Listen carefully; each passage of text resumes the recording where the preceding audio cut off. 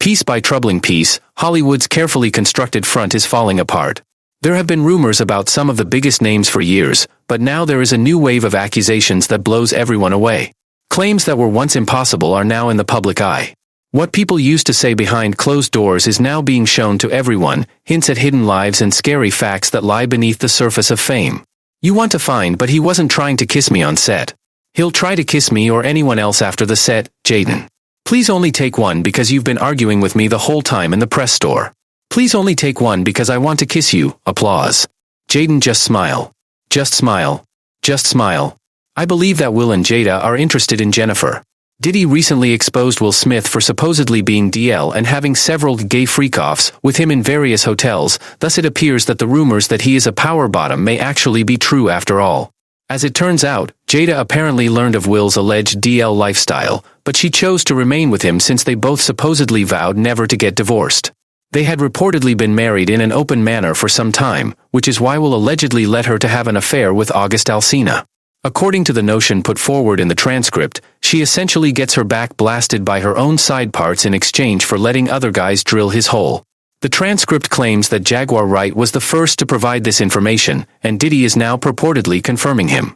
If all of this wasn't unsettling enough, the transcript also contains claims that Will attempted to touch his son Jaden, which is why Jaden supposedly left home when he was just 15. The subject of why your son despises you is clearly raised in the transcript's comments. As a group, featuring Will Smith, let us not overlook the question of why your son despises you. Now, when it comes to rumors about Will's purported DL lifestyle have been going about for a while now. However, when Diddy was jailed, additional information reportedly began to surface, and the transcript claims that Will was exposed for working with Diddy to do many heinous things to young guys under the guise of mentorships, including allegedly doing this to Bryce Gray and Meek Mill. According to reports, Jaguar Wright originally said this some time ago when she claimed that Bryce Shear and Meek were observed frantically fleeing Will and Jada's home in the middle of the night while nude and yelling for their life. Jaguar said that Will's former personal assistant Bilal told her everything, in case you were wondering where she purportedly obtained all of this tea. Ball told me everything about how your husband was abusing boys and abusing your son, and you weren't doing anything about it. Additional audio in the transcript purports to link Bilal to these unsettling allegations, implying that Jaden was aware that Will was in his chair and that Will basher and he raped me Mills, thus tying these horrifying accusations to Bryce Shear and Meek Mill, Philly though. It makes reference to Meek Mill by calling it Meek Milk. According to the criticism, Will supposedly revealed a lot in one particular interview but omitted this important information that he was aware of. In every way, they are their close buddy who Ball informed me about Jaden. You informed me that you knew Will was sitting in your chair, and he did wonder why he didn't mention it in his music interview. He mentioned a lot in the interview, but the most crucial thing was that he knew Will Smith Jaden he rapes me and he bashes me, and no matter how far you run in the desert, you'll still get a Philly. He's Philly, though, Jay, and he's Meek Milk. As far as I'm concerned, he's Meek Milk, and I'm not calling him that anymore because that's milk that has been mixed with honeycomb. You eat, therefore you think the Dwayne Martin narrative is true. Focuses on the purported Dwayne Martin tale, asking whether it is believed.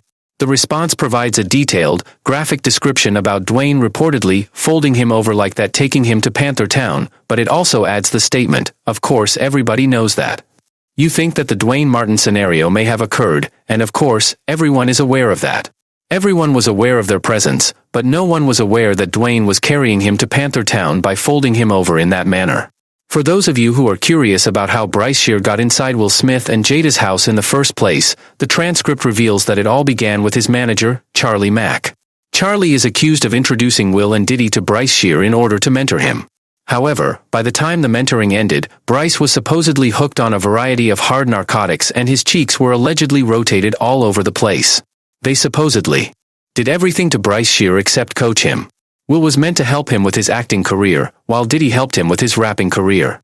Since we didn't know half of what we do now about Diddy and Will, many people were unaware of how hazardous this connection was at the time. Indeed, there have been long-running rumors that Diddy and Will are both on DL, have been acting strangely towards one another, and have supposedly enlisted other young guys in their relationship under the guise of mentoring. David Arquette apparently initially made this public in a Facebook post, claiming that Will was DL and that his previous marriage to Sherry Zampino ended because she supposedly saw him having an affair with Benny Medina, his claimed sugar daddy, according to the transcript. According to the transcript, which purports to be from this purported post, Jada came out as homosexual, and her beard husband acknowledged that his first marriage ended when she interrupted him when he was taking care of his sugar daddy, Benny Medina. Returning to Jaguar, it is said that others believed her since Bilal, the guy who supposedly provided her the tea about Will allegedly touching Jaden, had been making accusations about Will's sexual orientation for a while. He supposedly went to Jaguar and told her what he knew about Will, so it wasn't out of the question. As per the transcript, Bilal actually made an appearance in an interview with Tasha K, during which he revealed details regarding the incident in which he reportedly entered on Will hunched over as Dwayne Martin was drilling him from behind. When he walked into Dwayne's dressing room to get Will, he claimed to have seen Dwayne humping on Will and Will was taking it like a champ. At the time, he was still Will's assistant. As soon as I open the door to Dwayne's dressing room, I find him having an anal encounter with Will. Give me a second to comprehend that. There was a couch, and Will was hunched over it, while Dwayne stood up as if it were a crime scene. In less than 9 hours after the interview went live, Jada allegedly threatened to sue Bilal unless he recanted his statements, as stated in the transcript. Attempts at extortion by Bilal were purportedly even leveled against her by her. Bilal, though, apparently wasn't having it and pounced on Jada's bluff by exposing his ample chest. On Tasha K's show, he supposedly made another appearance when he referred to Jada as a lying bald-headed substance addict. If Jada would not proceed with her case in 2 weeks, he threatened to make a third appearance on Tasha's show, this time with receipts to back up his claims. Additionally, he said that Jada controls every aspect of Will's life and threatened to reveal details about the freak-off parties they have been attending with males, including the identities of individuals she reportedly hit with dildos, unless she desists from castrating him as dishonest. Transcriptual remark questions Bilal's courage in the face of a litigation threat. The transcript indicates that Jada remained silent and never returned to him following his statement. Okay, my brother Malo, listen, I do want to say something for the viewers because we're going to go back in time before we release the interview. First, we shared a clip that went viral. It was trending on Twitter for days. Before the interview came out, Jada was promoting her book Worthy. She went to the Breakfast Club and, to my surprise, they asked her about you. She said, "It's ridiculous, right? It's nonsense. This is coming from someone who tried a money shakedown scheme that failed. We're going to take legal action against this person." The reason Jada responded, is because they know it's true, and they responded in less than 9 hours. You said a lot of things about me, including that there was a money shakedown, and you know those things weren't true. Let's get into more of it. In 2 weeks, if Tasha K will have me, I'll be back here dropping evidence. Will and Jada are at odds, so I'm going to put Will on the back burner while Jada and I deal with this. I'll say this because I know you're watching, and I also know that Karen Tenser, who has been Jada's publicist for years, is watching. It's been almost 2 weeks since you announced your intention to sue me, so Jada, I'm allowing you 2 more weeks to do it. If you don't, this is what will happen. You're a bald-head liar and an addict, right? Everyone is on the same page, including the individuals you strike with dildos. I'm going to name names here because you've done some very naughty things and hurt other people. You've attacked my character and accused me of extortion. I don't know about you, but I've never seen a liar be so courageous, especially in the face of legal threats. After he said this, Jada stopped responding and never came after him. Do you remember when as for the freak-off parties that Bilal mentioned Will and Jada were planning, does anyone recall them? It turns out those accusations have been leveled before, as shown in the video. Interestingly, rumors circulated only days before Tekassi's lawsuit against Diddy, suggesting that Will and Diddy had an argument about Will's purported desire for a freak-off with J-Lo during their claimed relationship. The transcript claims that Gene Dill, Diddy's former bodyguard, spilt the beans on this scandal, and the facts are wild. He said he was at a Four Seasons party with Jennifer Lopez, Will Smith, Jada Pinkett Smith, Diddy, and Matt Damon or Ben Affleck.